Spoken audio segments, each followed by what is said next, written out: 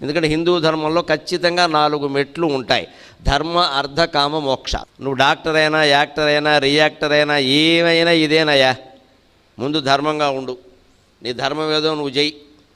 ఇవాళ రాజు ఆయన ధర్మాన్ని ఆయన నిక్కచ్చిగా చేయబట్టే కదా నన్ను ఇక్కడికి రప్పించింది. ఖచ్చితంగా ఆ ధర్మ నిర్వహణకే నేను చాలా ఆనందించాను. నేను ఖచ్చితంగా సమయం అంటే సమయమే. నాకు ఇన్ని గంటలకు రావాలని చెబుతాడు, అన్ని గంటలకు ఆయన అక్కడ ముందే ఉంటాడు ఖచ్చితంగా. ఎందుకంటే ఆయన ఉంటే కానీ నేను వెళ్ళను. ఆ పద్ధతిగా ఉండడం ఇదంతా నచ్చే. ఇలా ధర్మరక్షణ అంటే ఇదే కదా. ఏ కులవృత్తిలో ఉన్నవాళ్ళు ఆ కులవృత్తి చేసుకుంటూ దేశానికి సేవ చేయడమే కదా. ఇంతకంటే ఏముంది ఇక్కడ? ధర్మం అంటే ఇదే కదా ధర్మరక్షణ.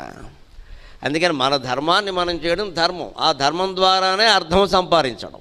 ధర్మం అర్థం ఎప్పుడు సంపాదిస్తున్నది ధర్మం మీద ఆధారపడిందా లేదా అని ఆలోచించుకోవాలి. మన ఇష్టం వచ్చినట్టు సంపాదిద్దామంటే కుదరదండి. అందువల్లే దేశం నాశనం అవుతోంది ఇవాళ. ఎప్పుడూ ధర్మాన్ని రక్షించడానికి అవసరమైతే యుద్ధం చెయ్యాలి.